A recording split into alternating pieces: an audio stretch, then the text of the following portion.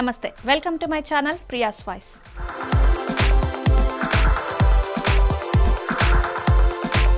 ఐశ్వర్య రాజేష్ తెలుగమ్మాయి రాజేంద్ర ప్రసాద్ రాంబంటుతో సినిమాల్లోకి అడుగుపెట్టింది. కానీ ఎక్కువగా తమిళ సినిమాల్లో నటించింది. హీరోయిన్గా అక్కడ మంచి పేరు సంపాదించుకుంది, మంచి నటి అనిపించుకుంది. కానీ అక్కడ సరైన హిట్లు లేవు. అప్పుడే ఈమె 40 సినిమాల్లో చేసేసిందంటే అతిశయోక్తి కాదు. కానీ చెప్పుకోదగ్గ హిట్లు ఈమెకు లేవు. తెలుగులో కూడా తన అదృష్టాన్ని పరీక్షించుకోవాలని చూసింది. కౌసల్య కృష్ణమూర్తి అనే సినిమా చేసింది, అది ఆడలేదు. తర్వాత విజయ్ దేవరకొండ సరసన హీరో అనే సినిమాలో హీరోయిన్ గా చేసే ఛాన్స్ కొట్టింది. కానీ ఆ సినిమా కొన్ని కారణాల వల్ల ఆగిపోయింది.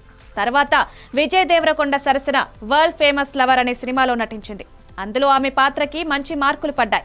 తర్వాత నాని, టగ్ జగదీష్, సాయి ధరమ్ తేజ్, రిపబ్లిక్ వంటి సినిమాల్లో నటించింది. అవి కూడా ఆడలేదు. దీంతో ఆమె అనుకున్నది జరగలేదు. మొత్తానికి వెంకటేష్ సంక్రాంతికి వస్తున్నాం సినిమాలో ఆమెకు హీరోయిన్ ఛాన్స్ వచ్చింది.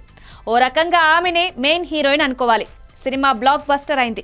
ముఖ్యంగా ఐశ్వర్య రాజేష్ కామెడీ కూడా అద్భుతంగా పండించగలదని ప్రూవ్ అయింది. ఈ సినిమా సూపర్ హిట్ అవ్వడం వల్ల ఐశ్వర్య రాజేష్ కి తెలుగులో మరిన్ని ఆఫర్లు వస్తున్నాయని వినికిడి. 1-2 మిడ్ రేంజ్ హీరోల సినిమాలకి ఈమె సైన్ చేసినట్లు వినికిడి. త్వరలోనే దీనిపై క్లారిటీ రానుంది.